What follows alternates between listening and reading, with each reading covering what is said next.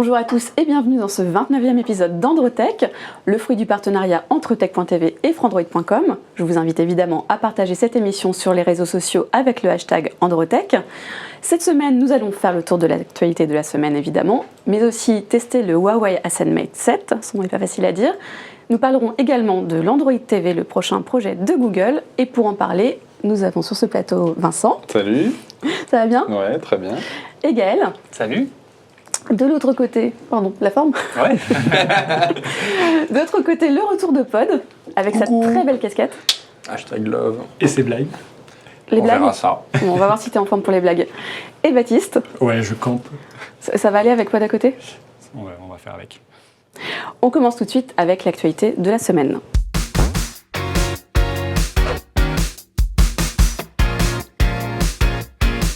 Cette semaine, dans l'actualité de la semaine, nous allons parler du Play Store et il y a quelques nouveautés au programme. Alors le mois de septembre a été assez chargé du point de vue Google Play. Google en fait a fait 3 modifications majeures et plutôt en faveur de l'utilisateur. Alors on va commencer par le plus ancien qui a été annoncé au début du mois, qui a été assez intéressant puisque la période d'essai des applications payantes est passée de 15 minutes à 2 heures.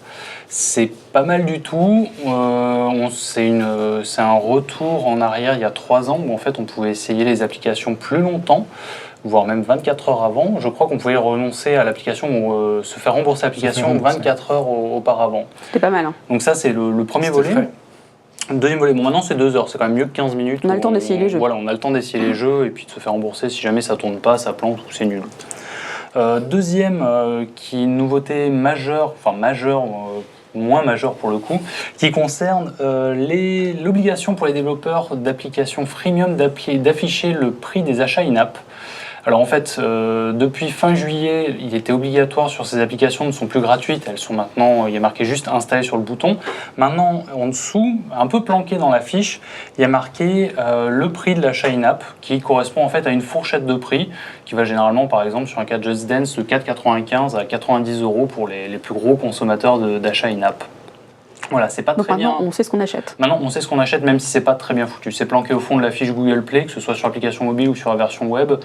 Il faut aller le chercher. C'est juste une fourchette, donc on ne sait pas exactement combien il y a d'achats in-app, à quoi ça correspond.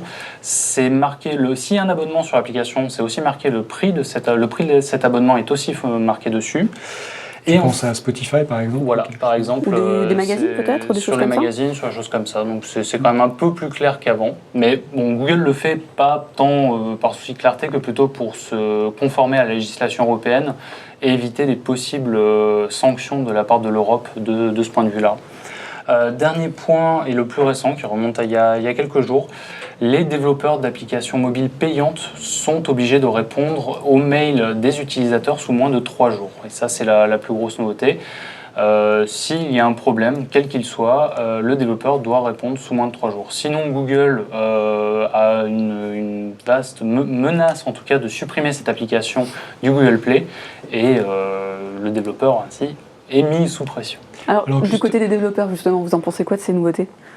C'est une mise en conformité par rapport au droit du commerce, tout simplement. C'est vrai que quand on va acheter un produit, on est en droit d'obtenir un remboursement si le produit n'est pas conforme à ce qu'on pensait, ou à la description. De la même façon, il y a l'obligation d'avoir un support, etc. etc. Donc bon, ça, à ce niveau-là... C'est proche des produits physiques, en fait. C'est les mêmes lois que pour les produits physiques, et le Google Play ne fait qu'afficher les mêmes droits. Bon, en tout cas, ça va dans le bon sens, pour l'utilisateur. Pour l'utilisateur, après, pour le développeur, c'est plus contraignant, effectivement. Il y a plus de contraintes. En sachant aussi que cette dernière mise à jour a fait apparaître aussi sur toutes les applications l'adresse physique du développeur, ce qui doit embêter pas mal de petits développeurs, notamment parce que c'est leur adresse personnelle, quoi. C'est ça qui est un peu plus embêtant. Ou de gros qui sont planqués. Ou de gros qui sont planqués, effectivement, aussi. Effectivement, on voit tout. On voit Ubisoft à Montreuil, des choses comme ça. Enfin, c'est plutôt précis. Si on continue sur l'actu de la semaine, on a aussi du BlackBerry. Alors vous allez me dire, Androtech qui parle de BlackBerry, c'est pas logique. Mais pourtant, le dernier téléphone de BlackBerry, le Passport à bien avoir avec Android.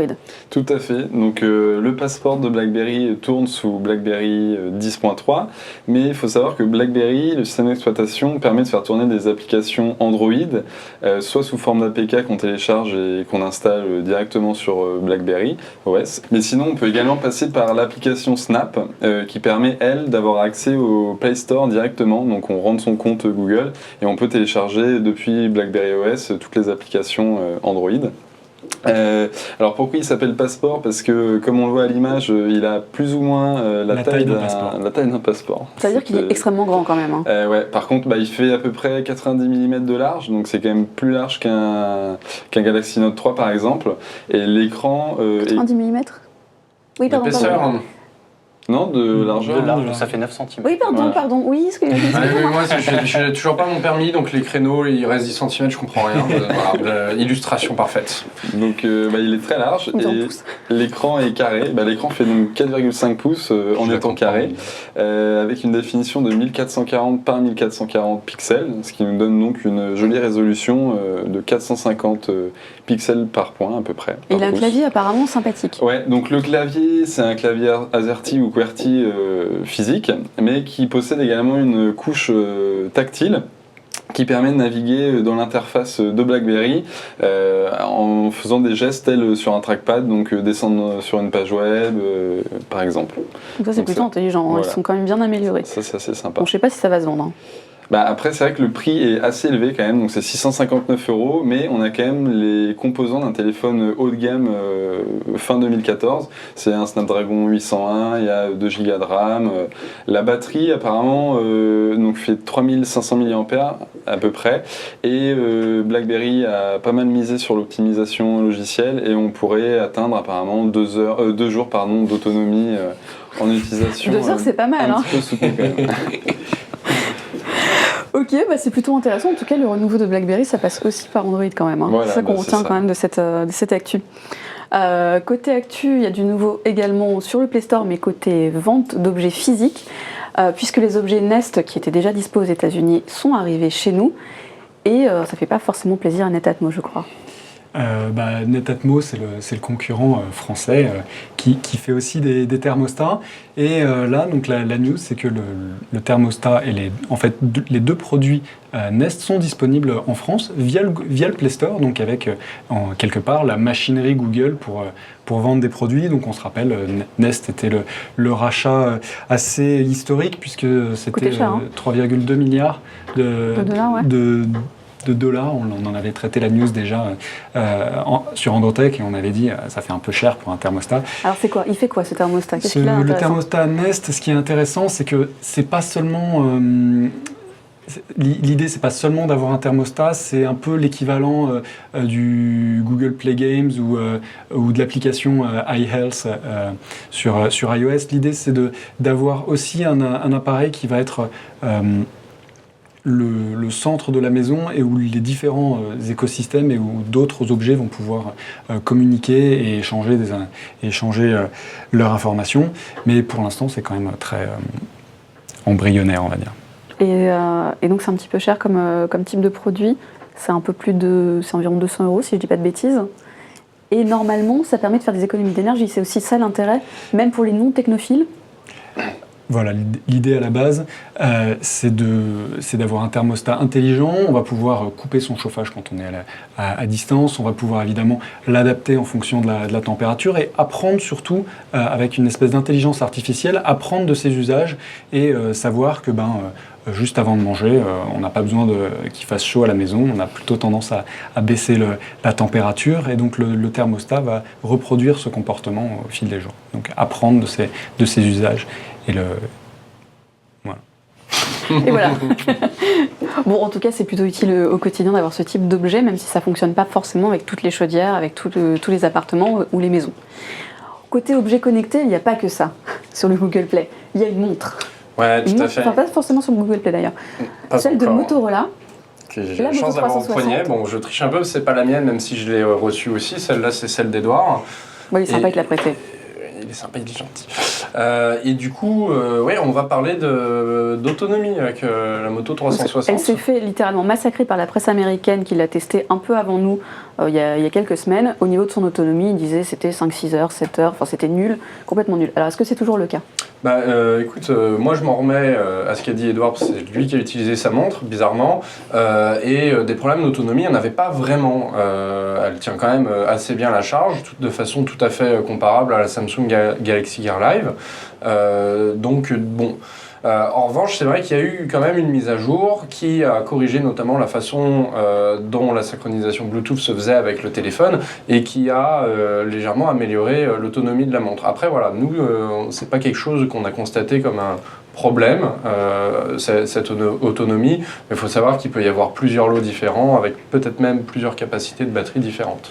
Donc en gros, si on l'utilise le matin à partir de 8 heures, il nous reste de la batterie le soir ? Tout à fait. Après, évidemment, si on joue à Angry Birds sur sa montre, c'est pas la même histoire. Et pourtant, il y a beaucoup de jeux d'ailleurs, hein, donc il faut peut-être pas se laisser tenter désormais. C'est ce que disait quand même Edouard sur le test de la moto 360, c'est que sur des grosses journées du 6h minuit, l'autonomie de sa montre parvenait à tenir la journée entière, quoi.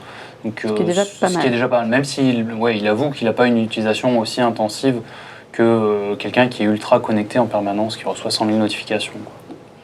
Bon, en tout cas, Il en reçoit quand même pas mal. Hein. Oui, il en reçoit quand même pas mal, bien sûr. Mais par contre, il n'est pas forcément sur des applications hyper gourmandes toute la journée. Il travaille. Bon, c'est une bonne chose. Voilà en tout cas pour cette actualité de la semaine, très orientée vers le Play Store et vers ses produits.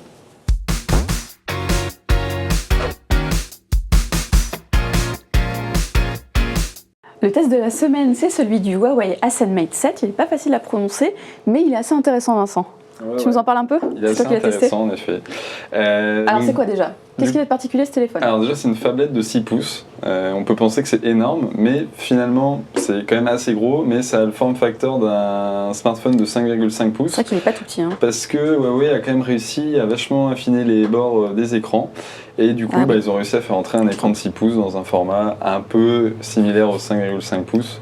Même s'il y a le OnePlus One à côté de PO qui est légèrement moins large et légèrement... C'est vrai que c'est très similaire. Voilà, c'est quasiment pareil. Ça, c'est quand même des grands gaillards les deux. Hein. Voilà.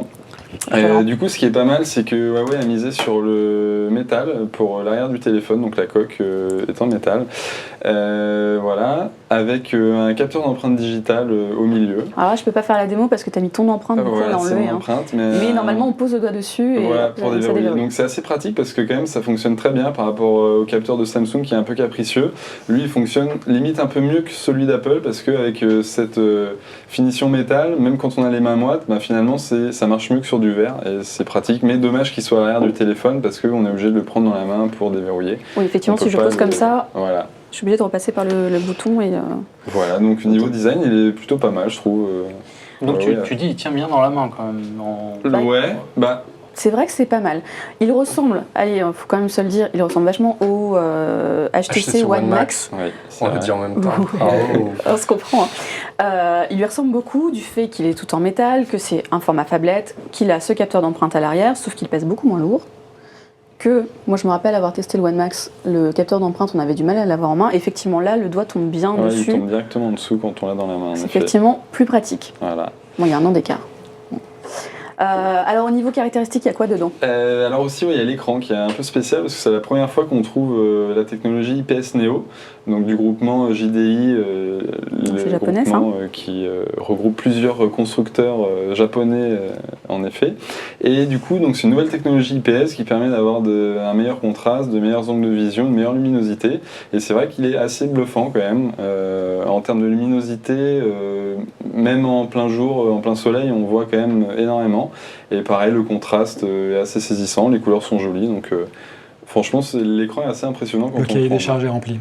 Voilà, le cahier des charges est rempli. Et niveau batterie, ça ne répond pas trop cet écran d'ailleurs Alors non, ça va parce que moi justement je m'en suis servi là, ça fait un peu plus d'une semaine et à chaque fois donc, je le mets en mode automatique mais le curseur réglé quasiment à 100%, on va dire à 80-90%.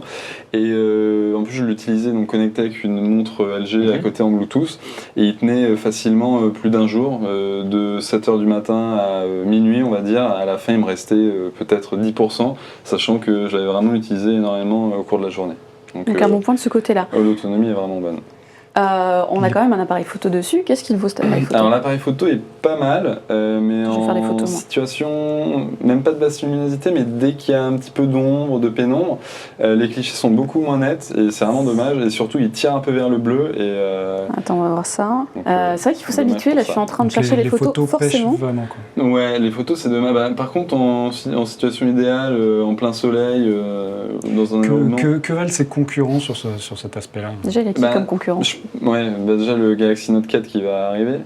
Ouais, qui est même un cran en dessous en termes de taille d'écran. Enfin, Ouais. Parce que, Lui, il est quand même disons, en termes de phablette. un peu seul en 6 pouces. Ouais, en 6 En pouces, 6 il pouces, n'y a, il y a personne d'autre. Il y a Alcatel qui va sortir Le le Hero Hero 2. 2, Je dis pas de bêtises. mais qui a des composants quand même nettement moins haut de gamme.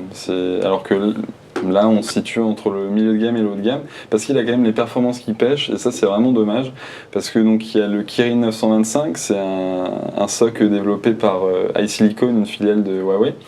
Et donc ils ont fait le choix niveau processeur de mettre donc à 8 cœurs, donc il n'y a aucun souci niveau performance processeur, mais au niveau de la puce graphique c'est pas trop ça, donc c'est un Mali T628 si je dis pas de bêtises, qui est quand même bien en dessous de l'Adreno 330 par exemple qu'on retrouve sur le Snapdragon 801.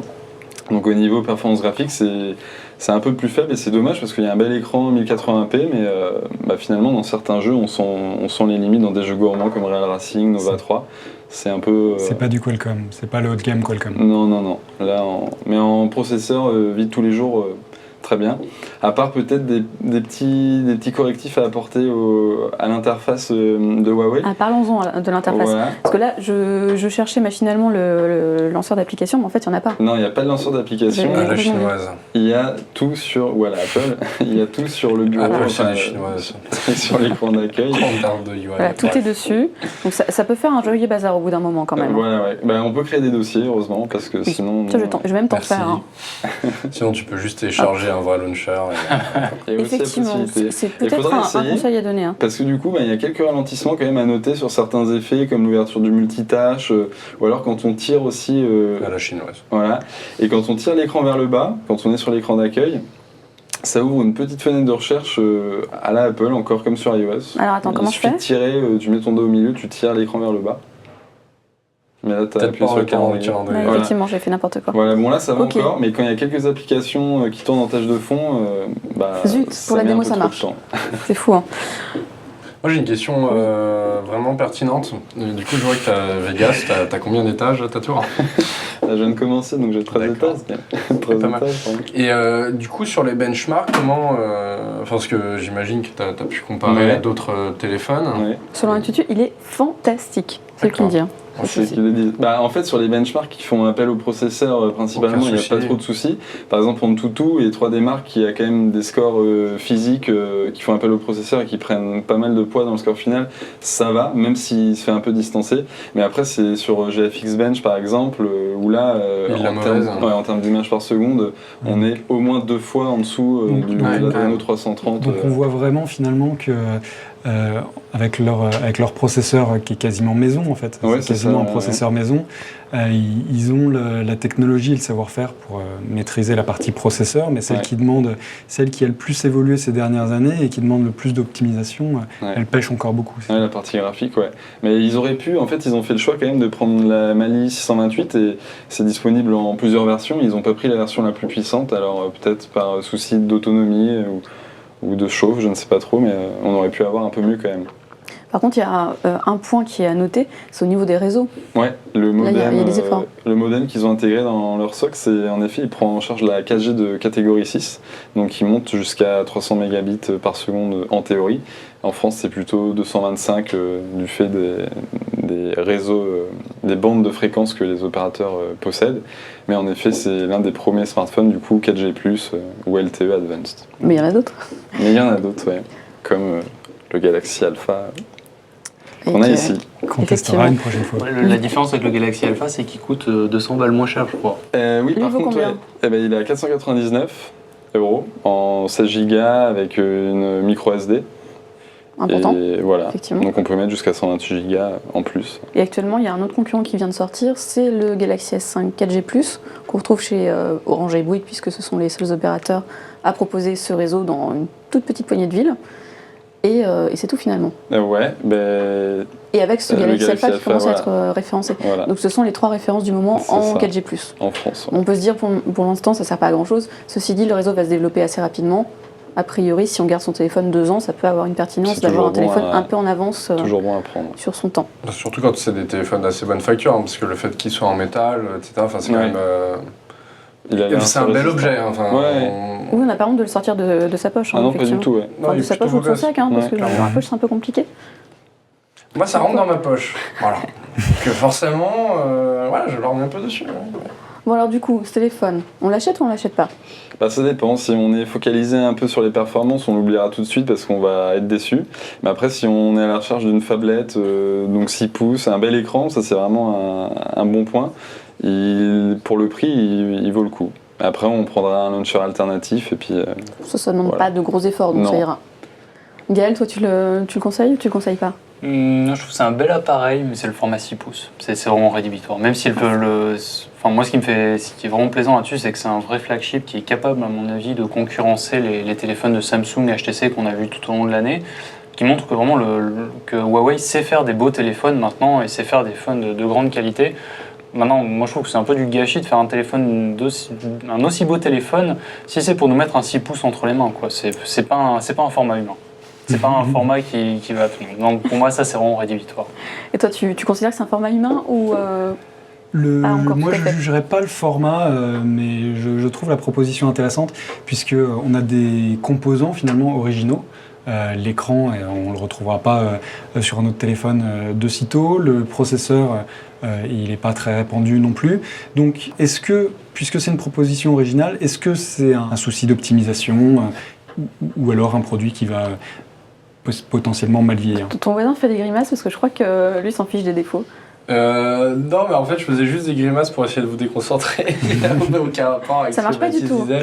Non, mais je trouve que c'est un très bel objet et c'est vraiment un truc que je regarde de plus en plus parce qu'on est arrivé quand même à une certaine maturité. Donc c'est vrai que même si le chipset graphique pêche un peu, moi, bon, je m'en sers pas particulièrement pour des jeux gourmands. Enfin, tu vois, Vegas où je t'éclate grave, c'est un truc, ça tournerait même sur un Minitel. Donc voilà, ça je regarde bien sûr un peu parce que j'en veux pour mon argent, mais c'est un peu moins important aujourd'hui dans mon esprit que vraiment l'objet. Je trouve que c'est un bel objet. Le format 6 pouces, bon, je trouve un poil trop, 5.5, je trouve que c'est parfait, mais comme on l'a vu, comparé au OnePlus One qui est un 5.5, c'est pas vraiment plus gros. Le prix est tout à fait bien positionné. Enfin voilà, moi je trouve que c'est une promesse intéressante. Moi je suis assez d'accord avec Pod, c'est-à-dire dans le grand public, qui s'intéresse réellement aux performances d'un téléphone? Qui va s'intéresser? Oui, ok, Vincent. Vincent, c'est les 2% qui s'intéressent à ça. Dans une boutique Orange ou dans une boutique de vente de téléphone, j'ai jamais entendu quelqu'un dire c'est quoi le stock dans le téléphone? Voilà. Les gens veulent juste que ça marche bien. Voilà, ils veulent que ça marche bien. Et Et effectivement, ça marche. là pour le coup, on en a pour son argent, comme tu le disais. On a un beau produit qui tourne bien, qui a une bonne autonomie et qui a un très bel écran, ce qui est quand même l'un des critères d'achat les plus importants.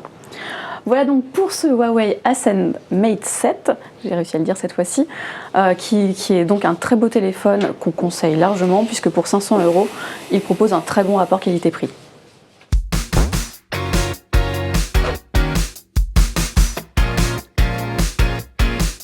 Et aujourd'hui, on va parler d'un nouveau projet de Google, ou pas tout à fait nouveau puisqu'il a été évoqué à la Google I.O., c'est Android TV. Alors Android TV, on a eu de voir sur le plateau, c'est plus Gaël, il s'est fait remplacer comme ça en un instant. Je me suis transformé. T'as changé de couleur de t-shirt quand même. Hein. Ouais. Et toi qui as tous les derniers produits Google, t'as aussi Android TV. Ouais, on a reçu l'Android Télé qui est donc pour le moment un Juste produit là. uniquement réservé aux développeurs. Ça tombe bien.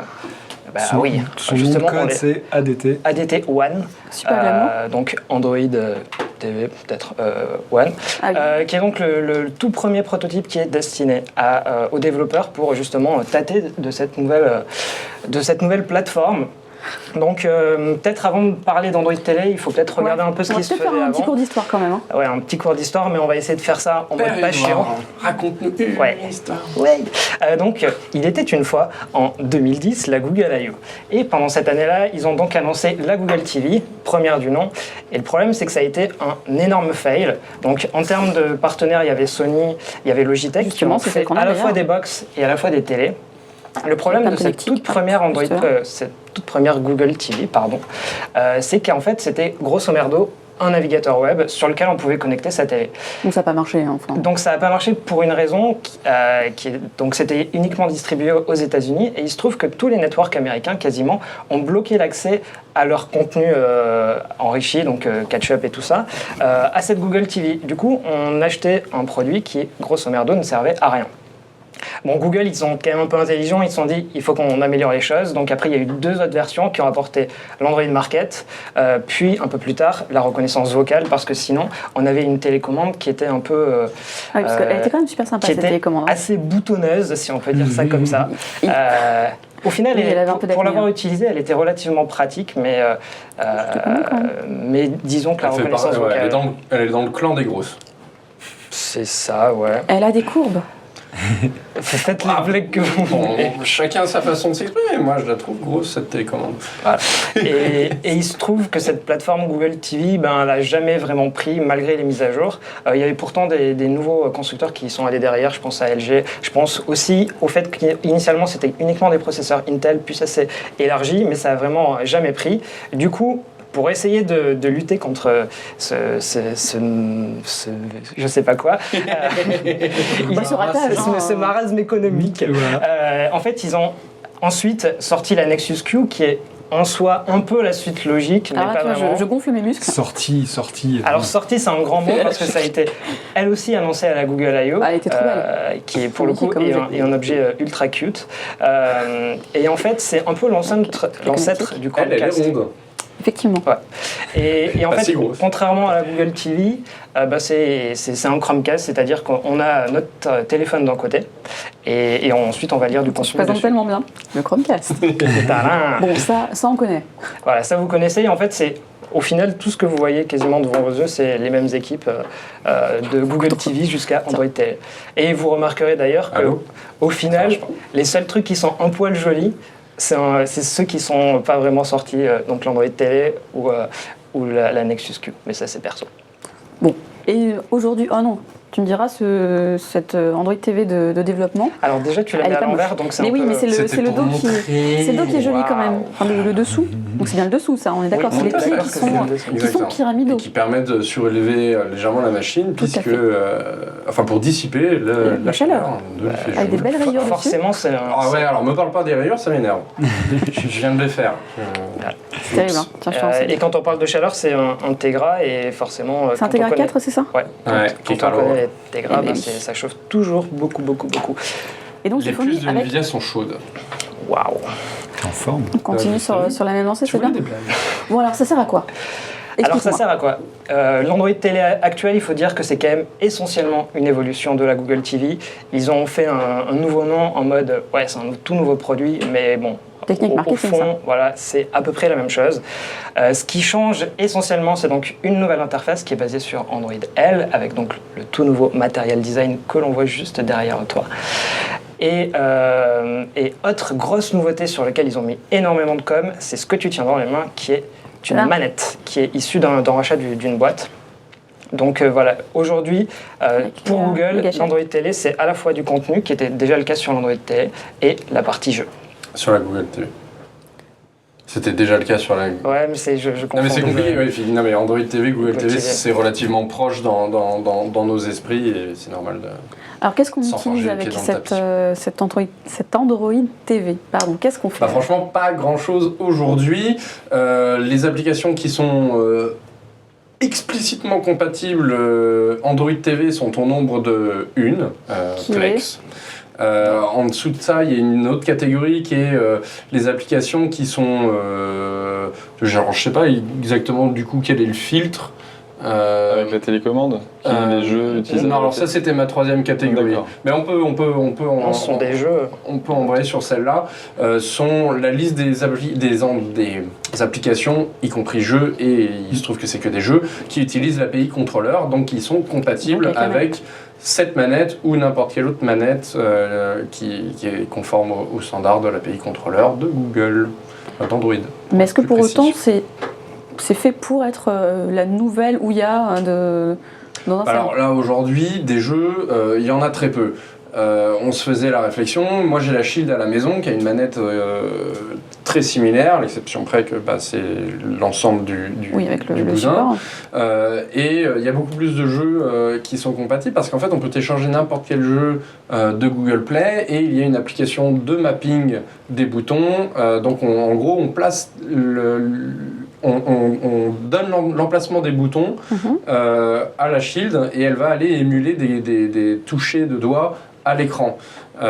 Et ça marche assez bien, d'autant plus qu'ils ont un service cloud, donc si quelqu'un a déjà mappé les boutons, ça va On les récupère les télécharger. profils en fait. Et on n'aura pas besoin de s'embêter à configurer ça. Du coup, on peut jouer à beaucoup de jeux qui ne sont pas du tout adaptés à la manette en premier lieu. Mais voilà. Et là, évidemment, on se parle d'un kit de développement. C'est fait dans les la pure philosophie de Google. Donc, il y a une API contrôleur aux développeurs l'utiliser. On ne va pas aller bidouiller pour utiliser des trucs pas prévus. Bref, l'Android TV aujourd'hui, c'est un message aux développeurs. Faites des jeux pour cette plateforme qui se retrouvera après dans des box. Mais la manette, c'est quand même pas du tout nouveau parce que ça date des tablettes sous Honeycomb, donc c'est vraiment quelque chose de très vieux. Par contre, il n'y a pas beaucoup de jeux à l'heure actuelle qui l'implémentent. Et voilà, l'idée, c'est... Il y avait pas beaucoup non plus de manettes, il n'y avait pas beaucoup de leur design. idée, Maintenant, ça commence à pousser, quoi. Ouais, leur idée, évidemment, c'est s'ils fournissent pas de manettes et de quoi faire des jeux, ils sont pas prêts d'avoir des jeux sur cette plateforme. Oui, de toute façon, c'est le principe. Là, on encourage les développeurs en leur fournissant le kit à créer ce type d'applications qui vont fonctionner. Est-ce qu'on peut faire fonctionner n'importe quelles applications avec l'Android TV ? Potentiellement oui, c'est de l'Android de base qui tourne derrière, donc comme je le disais c'était Android L. Le seul truc c'est que sur une télé il faut absolument pas penser son interface de la même manière. Dans les guidelines qui sont donc sur le site de Google, il faut à chaque fois qu'un élément est sélectionné qu'il soit mis en avant, donc généralement il est un peu plus gros, il va également falloir que lorsqu'on se dirige, il y a un petit son pour vraiment indiquer l'action qui est faite à l'utilisateur. Donc dire que les applications Android actuelles marchent, c'est vrai, mais elles ne vont pas être optimisées. Est-ce que Google aura une politique différente de gestion des applications ? Est-ce qu'ils vont forcer les développeurs à supporter un certain nombre d'API obligatoirement pour être disponible sur le Je store ? pense pas. La seule plateforme sur laquelle ils le font, c'est les Glass. Mais Android Wear, ils l'ont absolument pas fait. Donc je pense que ce serait étonnant. Surtout que justement sur la Google TV, il n'y avait pas beaucoup d'applications. Alors s'ils se mettent à faire vraiment une validation ultra stricte, ça va être chaud pour eux. Donc on peut s'attendre finalement à une philosophie un peu comme à la Google Play. Upload ton application c'est le Google Play. et on verra si... C'est Google Play. Tu voulais réagir ? Ouais, j'ai retrouvé la deuxième catégorie de... Vas-y. trucs. Ah bah vas-y, on l'attendait. Il y en a trois, donc il y a les trucs qui sont spécifiquement, explicitement Android TV. Ensuite, il y a les TV Remote Games. Et ensuite, enfin, il y a les Gamepad Games, ceux qui sont adaptés au contrôleur. Ouais. Et surtout, il ne faut pas oublier que cette Android Télé, elle est compatible Chromecast. Donc en fait, avoir l'Android Télé, c'est un Chromecast plus toute l'expérience sur une vraie télé. Donc le Chromecast, c'est vraiment, il faut avoir son téléphone pour l'utiliser. Là, c'est vraiment, on peut faire tout directement. Bon Ok, alors, plutôt pratique. à l'usage, vous l'avez testé un Tous les petit deux, peu. Vincent également, tu l'as Est-ce testé ? et est-ce que ça donnera quelque chose de plus performant ou est-ce que le Chromecast a tout autant d'avenir ? Moi je trouve que c'est intéressant parce que c'est un peu plus que le Chromecast par exemple. Par exemple avec les jeux, on aura, pour l'instant il n'y a pas énormément de jeux, mais quand il y aura plus de jeux, je pense que c'est sympa. Il y a les potes qui passent à la maison, il y a 2-3 manettes, hop, on est T'as déjà dit pas sous de passer à la maison, c'est une invitation? C'est quand? Voilà. Ce soir? Ce soir Ok. en Android TV. Et puis on joue à des jeux. Et en plus apparemment de plus en plus de développeurs souhaiteraient en tout cas justement intégrer l'API contrôleur, notamment parce qu'il y a Nvidia avec la Shield portable ou la Shield tablette, et il y a aussi Razer apparemment qui à la fin de l'année dévoilera une console sous Android. Donc au niveau des jeux, je trouve que c'est sympa. Et après, bien sûr, il y a la vidéo à la demande, donc il y a Netflix d'intégrer directement sur Android TV. Et avec la recherche vocale, donc pour l'instant ça marche pas encore à 100%, mais en théorie on devrait pouvoir donc rechercher un film parmi le catalogue Google Play, Donc, Netflix. ne pas avoir à sortir son téléphone et contrôler son téléphone comme Si, justement, comme parce que l'usage du la Chromecast. reconnaissance vocale se fait depuis le téléphone. Ok. Et donc si c'est on pas a, si si on a pratique que ça. uniquement la manette, ça va pas marcher. Donc pour le moment, je trouve que c'est vraiment un handicap là-dessus. Et est-ce que cet Android TV est compatible, comme c'était le cas avec la Google TV, avec la caméra pour faire du Hangouts? Non, c'est une des grosses pertes en route parce que voilà, je me rappelle du temps de Sony avec ses box, ils vendaient aussi des petites caméras et qui donc pouvaient être utilisées pour faire de la conférence. Là, c'est Google qui l'exprime explicitement, ils ont enlevé du framework tout ce qui était caméra. Donc rien n'empêche éventuellement les fabricants, les constructeurs de les rajouter par la suite, mais la plateforme en général n'a pas cette fonctionnalité. C'est un peu dommage ou c'est- pour toi bah, c'est... C'est ça d'autant plus dépend. dommage qu'en plus, Ils ont un pour gap. avoir des Kinect-like, des usages comme ça, devant la télé, ça a beaucoup plus de sens que devant sa tablette ou son téléphone. Hein. Et c'est clairement un truc qui pourrait être cool et qui se développe assez bien. Quoi. Bon, je vous pose la question à tous. L'Android TV, bon, elle n'est pas encore arrivée, certes. Elle va arriver d'ici quelques mois, on imagine en tout cas. Est-ce qu'elle apporte vraiment quelque chose par rapport aux Smart TV qui sont dispo chez la plupart des constructeurs, chez Samsung, chez LG? Est-ce que c'est nécessaire d'aller jusque-là? Tu poses vraiment la question. Est-ce que- Tout le monde n'est pas d'accord, hein. J'ai une télé Samsung et les fonctions smart, je les utilise pas parce que j'ai pas envie que ma télé redémarre à chaque fois que j'essaye de faire quelque chose. Donc non, Et encore faut-il posséder la télé connectée. Parce qu'il y a tout un parc de télévision, même les écrans plats d'il y a 3 à 4 ans qui ne sont pas connectés. Et du coup, c'est quand même pratique de pouvoir racheter une box ou quelque chose comme ça qui aura Android TV et pour permettre à sa télé de devenir connectée. bah, Et surtout qu'il lui ouvrira un écosystème qui sera potentiellement beaucoup plus performant que l'écosystème d'une télé, même d'un modèle ou d'une marque de télé. D'ailleurs, Asti, tu parlais de box. Là, on a un modèle de développement, c'est parce qu'on va avoir dans le commerce, quand ça sortira, on aura divers objets qui seront Android TV. Ce ne sera pas forcément un petit boîtier à connecter à son écran. non, Ça se présentera comment? ça se présentera de la même manière qu'une Google TV, soit intégrée directement dans une télé, soit dans une box. Typiquement, il y a 2 acteurs français qui sont dans les partenaires principaux, qui sont SFR et Bouygues. Donc, voilà, Ils sont étaient dans les même mentionnés à la starting Google I.O. dès le blocks. Ouais, début. voilà, et donc clairement, les prochaines box de chez eux utiliseront Android Télé. Donc c'est le projet Miami pour Bouygues Telecom. Et le projet, je ne sais pas quel est son nom, chez SFR. Il n'a pas de nom, je pense que c'est la Ils ne le savent box. pas non plus. On peut vous suggérer des noms si vous nous écoutez. On te laisse réfléchir sur le sujet. Donc normalement, on aura ça relativement rapidement, puisque la box de Bouygues, elle doit arriver d'ici novembre, si je dis pas de bêtises. Il faut déjà qu'Android L soit sorti. Et donc, normalement, la sortie, c'est en même temps qu'Android L. Donc, quand le prochain Nexus va sortir. Bon, Edouard, tu nous disais que la Google TV, ça n'avait vraiment pas été un succès. Est-ce que là, Android TV a les armes pour être réellement un succès? Alors, potentiellement, oui. On va pas quand même s'avancer, sachant que le produit n'est pas encore sorti. Mais déjà, ils ont gommé les erreurs du passé. Donc, comme je le disais avant, toute la partie, il n'y a pas de marché d'application. Là, il y en a maintenant. Il y a aussi toute la partie Google Play qui est les contenus, donc les films, les séries. Et également, avoir des partenaires comme Bouygues et SFR en France. Typiquement, le marché français, mis à part l'attaquer par les opérateurs, je vois pas comment ils auraient pu réussir. Tu es d'accord avec ça, Vincent? Toi qui l'as testé également? Moi, je pense maintenant c'est aux développeurs de réussir à sortir des jeux et des applications intéressantes pour l'Android TV. Mais vu que maintenant Netflix est arrivé en France, que les Français ou même tout le monde, les utilisateurs, commencent à utiliser de plus en plus de services sur leur télé ou sur Internet, je pense que ça a un peu plus sa place maintenant qu'il y a quelques années. En fait, ça veut dire que le marché est arrivé à un point où on peut commercialiser ce type de solution. Moi c'est mon avis, oui, je pense que Google TV c'était arrivé trop tôt. Et toi, Baptiste, alors est-ce que tu es d'accord avec le point de vue de PO? Je pense que ça va surtout être une histoire de partenaire en fait. Si les partenaires de Google inondent le marché avec des box Android TV, on aura des Android TV et qu'on les choisit ou pas, parce que quand on renouvellera sa box opérateur, ça sera quelque part une Android TV. Après, si Google n'arrive pas à imposer ce système, à imposer cet écosystème comme ils l'ont fait pour Android, à ce moment-là, ils n'ont finalement pas beaucoup plus d'avenir. On peut regarder par exemple du côté de la Fire TV d'Amazon.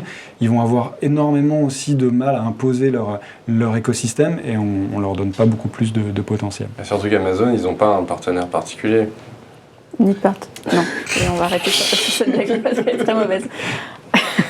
Bon, on verra en tout cas à la rentrée, plutôt dans le courant de l'automne, puisqu'a priori c'est pendant cette période que Android L et l'Android TV sortiront sur le marché sous diverses formes, donc box ou intégrés directement à des téléviseurs. Et à ce moment-là, on pourra revenir sur cet écosystème et voir si les développeurs ont également suivi. Quant à moi, je dis au revoir à Edouard. Merci beaucoup d'être venu nous parler de cet Android TV. Tu reviendras peut-être nous voir bientôt. À la prochaine. Merci en tout cas.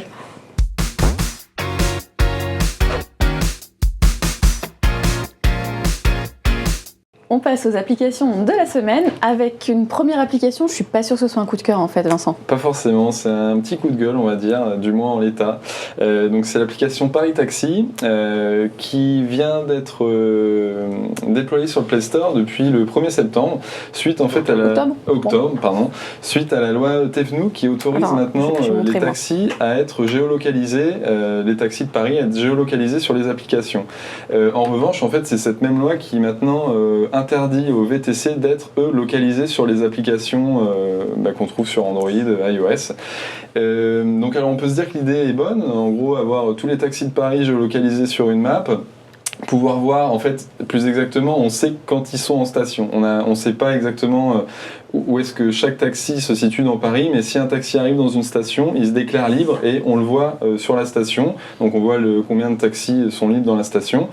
Et donc voilà, là on voit que. Alors là on voit que j'ai mis un filtre absolument affreux, j'ai mis un filtre accepte la carte bancaire. Donc j'en ai 0, alors, 0, 0, même si tu 0, mets pas 0. de filtre, il n'y en a aucun, parce que bon, en fait, on peut peut-être leur pardonner ça, c'est que l'application a peut-être été mise en ligne un peu trop tôt, oui, parce qu'il faut que chaque taxi s'inscrive sur un registre, en fait... En fait, les taxis ont une application qui s'appelle Paris Taxi Pro, et qui leur permet, comme les VTC, de se déclarer libre. Et d'après les notes, et commentaires qui sont sur le Google Play Store, ils n'arrivent pas à s'enregistrer. Apparemment, il y a quand même des petits bugs.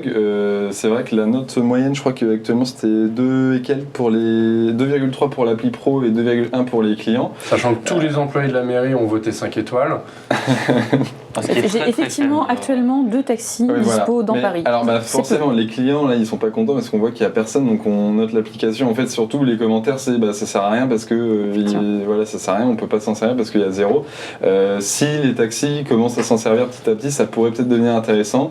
Il y a même un moyen de paiement intégré à l'application, mais malheureusement c'est S-Money, qui pourrait s'apparenter à PayPal. Mais il faut donc se créer un compte, rentrer sa carte bancaire. Déjà qu'avec PayPal, pas tout le monde le fait. Alors avec une application, enfin un service de paiement qui est encore moins connu que PayPal, on a des doutes. Il faut que le taxi l'ait aussi fait de son côté. Que le taxi se soit créé un compte et autorise ce moyen de paiement. Ça fait beaucoup de si. Donc l'idée peut être bonne, mais en l'état, c'est un peu trop tôt. Et puis en plus, on perd. C'est dommage que maintenant les VTC on puisse plus les géolocaliser sur son application parce que c'était quand même très pratique. Ça, c'est un autre débat. Donc l'utilisateur a tout perdu, il récupère un service qui marche pas, une application pourrie en HTML5. Voilà, pour le moment. C'est vrai que l'application en plus c'est un peu. Elle est pas hyper réactive. Non, pas très réactive. Dès qu'on switch un peu sur la map, il y a un temps de chargement. C'est pas top. On va continuer donc à chercher des taxis lamentablement et à pas en trouver au milieu de la nuit donc. C'est ça, pour le moment. Gaël, bon toi c'est pas un coup de gueule, rassure-moi. Non, c'est pas avec un coup de gueule. Adventure. Ruzzle Adventure, donc c'est un jeu avec qui j'ai une relation haine-amour en fait. Donc, moi c'est de la haine, alors explique-moi où est l'amour. Haine-amour parce que j'ai commencé à le détester ce jeu, donc qui reprend les très bonnes bases de Ruzzle. Ruzzle, on rappelle, c'est un Boggle en ligne. Donc un Boggle, on a une grille de mots sur une case qui était 4 par 4, dans lequel il faut faire des mots et faire le plus de mots. Donc le premier Ruzzle permettait de jouer en ligne. On va pas présenter, c'est un excellent jeu. On jouait contre d'autres joueurs et puis on gagnait des parties classées ou non. Rosel Adventure, c'est la version solo de Rosel, donc où on fait des grilles seuls avec différents défis. Alors j'ai commencé à le détester parce qu'il a un modèle économique qui est absolument détestable, c'est-à-dire que le jeu est gratuit, mais que dès qu'on perd un tableau, on perd une vie, on n'a que 5 vies, passé 5 vies, c'est terminé, on est obligé d'attendre 24 heures ou de payer des pièces d'or. Dis la vérité, on se croirait chez King. Voilà, on se croit chez King. Honnêtement, ils ont repris le modèle économique de Candy Crush, c'est un peu une catastrophe. Le truc, c'est que j'aurais pu lui pardonner ce truc-là, c'est pour ça que je l'ai détesté pendant longtemps, c'est-à-dire qu'il est trop restrictif, vraiment trop restrictif au niveau de ce business model. Et la deuxième chose, c'est vraiment qu'il y a certains tableaux qui sont quasiment impossibles sans utiliser les aides de jeu qui sont évidemment limitées et qui demandent des pièces d'or. Malgré tout, j'y reviens régulièrement, et genre j'y reviens tous les jours. Si je fais une pause de 2 semaines, je reprends toujours avec autant de plaisir ma partie. C'est quand même vraiment très bien foutu, et même si les tableaux qui sont très durs, on est toujours très content d'en être venu à bout, même passer 5, 6, 7 essais. C'est toujours un peu une grande satisfaction d'être venu à bord d'un tableau qui est toujours généré aléatoirement. Donc voilà, c'est gratuit, ça demande pas mal de permissions et ça a tendance à vouloir piquer ses sous sur sa carte bleue. Mais si on sait se restreindre, c'est quand même pas mal. T'as déjà payé ? Non, jamais. C'est fou. Bon, ok, bon, ça reste un jeu quand même plutôt sympa en termes de jeu de lettres. Il n'y en a pas tant que ça qui sont bien faits. C'est surtout un jeu intelligent, quoi. C'est-à-dire que j'ai pas l'impression de particulièrement perdre mon temps comme sur Candy Crush ou genre de débiter comme ça. Non, c'est vraiment un jeu intéressant. Ok. Toi, PO, alors ton application s'appelle Ping. Ça sert à quoi ton machin ? Alors, Parce que non plus, j'ai rien à te montrer. ça fait partie des applications qui sont une spécificité d'Android, qui sont Notification Enabled. C'est-à-dire qu'il ne se passe rien tant qu'on n'a pas de notification, tout vit avec la notification. C'est une application qui a été développée par le même éditeur, l'éditeur de l'application Secret, qui, pour rappeler, est un réseau social anonyme où tout le monde bitch sur tout le monde sans en prendre de conséquences. Sauf quand on reconnaît les gens, ce qui arrive une fois sur... Ouais, moi je me fais reconnaître tout le temps, et puis en plus il y a plein de trucs où les gens ils disent « Ah, c'est pas !» et c'est pas du tout moi, ça m'énerve. Bref, en tout cas, Secret, il a comme application, ça a pas mal de défauts. Sur Android, c'est extrêmement peu réactif, ça crache souvent, et les notifications sont un des problèmes de cette application-là, puisqu'il n'y a pas de système de push, c'est que du pull, et c'est très mal fait. Souvent tu as des notifications alors que tu as lu les trucs, etc., etc. Et donc ces mecs-là se sont dit « On va faire une appli qui va s'appeler Ping, où on va souscrire à des services pour avoir de l'info. Donc ça peut être les trending topics Twitter, ça peut être découvrir des nouvelles applications, ça peut être quelles sont les actus de tel sujet, etc. Donc on souscrit à ça, et puis ça va nous envoyer des notifications. Donc un truc que cette boîte ne sait pas faire. Donc du coup des notifications, on en a... Là en fait on voit à l'écran que je suis en train de montrer les différentes catégories. Voilà, la sélection celles qui sont colorées sont celles qui sont sélectionnées, quoi. Donc les notifications on les reçoit très peu souvent, puis une fois qu'on clique dessus en fait il se passe rien, ça nous envoie sur une page web. Bref, cette appli part d'une idée qui est bonne, à savoir de délivrer du contenu en fonction des préférences de l'utilisateur sans l'emmerder avec une appli compliquée ou quoi, puisque tout se fait à partir de la notification, sauf que bon, on est sur Android, les notifications peuvent être riches avec des boutons, on peut avoir des aperçus du contenu qu'on va recevoir, et puis une fois qu'on clique dessus on pourrait avoir quelque chose un petit peu dans l'appli. Non, là il n'y a rien de tout ça. Je trouve que c'est une très bonne idée. Si on veut savoir comment rater une appli, par contre, voilà, c'est le meilleur modèle. C'est vraiment, voilà, coup de gueule, c'est nul. Ça en fait deux, hein. Baptiste, dis-moi que c'est pas un coup de gueule. C'est pas un coup de gueule. Alors ça s'appelle comment ton application ? C'est un jeu forcément. C'est un jeu évidemment. Ça s'appelle Hell Raid. The Escape. C'est un jeu d'aventure où, comme ils le disent dans leur présentation, le but c'est de combattre des zombies avec son cerveau. Et donc c'est un jeu très joli en 3D, fait avec le moteur de Unreal. Donc c'est très joli, c'est aussi très gourmand. Ça fait chauffer le téléphone et fondre la batterie. Je vois qu'il a du mal à charger là, je suis en train de l'ouvrir. Et donc l'idée c'est qu'on a des pièges, des puzzles à résoudre, aller chercher une clé, trouver une clé dans un tonneau et ouvrir une porte, résoudre des petits, des petites énigmes dans la tradition d'aventure. Et ça coûte 2,69 €. Un jeu payant en plus. C'est Ouh. payant, mais il n'y a pas d'achat in-app. Et pas de voilà, publicité non plus dedans c'est à tester. Je connais pas la durée de vie puisque je l'ai pas fini malgré les quelques Parce qu'il est déjà consigne. les quelques heures passées dessus. Et voilà. Et que c'est je assez conseille. horrifique, hein. C'est pas pour les enfants. Comme on l'a vu sur le C'est, trailer, là, c'est à base de morts vivants. C'est assez gore, c'est assez dark. Encore un petit bémol sur cette appli, c'est que faut un peu avoir la luminosité à fond pour. Oui, parce que là déjà je l'ouvrais pour, avec la luminosité à fond, pour c'est pas trouver, super lisible. pour s'y retrouver dans l'appli parce que c'est vraiment dark et puis voilà. Et le principe c'est qu'il y a plein de pièges qui peuvent nous faire mourir et donc il faut être prêt à recommencer le niveau, essayer de se rappeler les pièges et se rappeler comment sortir de chaque niveau. C'était pas un jeu de console En fait, c'est un jeu promotionnel qui est. Enfin, promotionnel, non, c'est un jeu. C'est une adaptation mobile d'un jeu qui va sortir bientôt qui s'appelle Hellraid, qui n'a rien à voir avec le jeu mobile d'ailleurs, parce que c'est un FPS super bourrin dans lequel on doit latter plein de méchants. Et dans lequel il y a du loot en fait, où on ramasse de nouvelles armes, on apprend de nouveaux pouvoirs, on monte en compétences. Voilà, alors que là c'est plus un jeu de réflexion vraiment où on n'a aucune arme et tous les zombies, démons qui arrivent vers nous, le seul moyen de s'en débarrasser c'est d'activer des pièges ou de jouer avec la physique du jeu sans jamais toucher une seule hache ou une seule lance. Et chez la présentation largement du coup. Non mais c'est bien, on a 2 personnes qui y ont joué, c'est parfait. Il y a au moins des jeux qui vous ont plu cette semaine, ça me rassure quand même. On va en rester là pour les applications de la semaine. Je vous remercie tous d'avoir été sur ce plateau. Merci Vincent. Merci. Gaël. Merci. Pod, tu reviendras Bah oui, bien sûr. avec une nouvelle Avec casquette. plaisir. Avec une nouvelle casquette ou les cheveux coupés. Ok, bon, on verra ça alors. Baptiste également. Toujours là. On remercie en régie Olivier Rousseau, notre réalisateur, avec Thibaut et Guillaume, ainsi qu'Edouard Marquis, notre producteur. Je vous invite à partager cette émission sur les réseaux sociaux avec le hashtag Androtech. N'hésitez pas à vous abonner à la chaîne et à la semaine prochaine. Salut.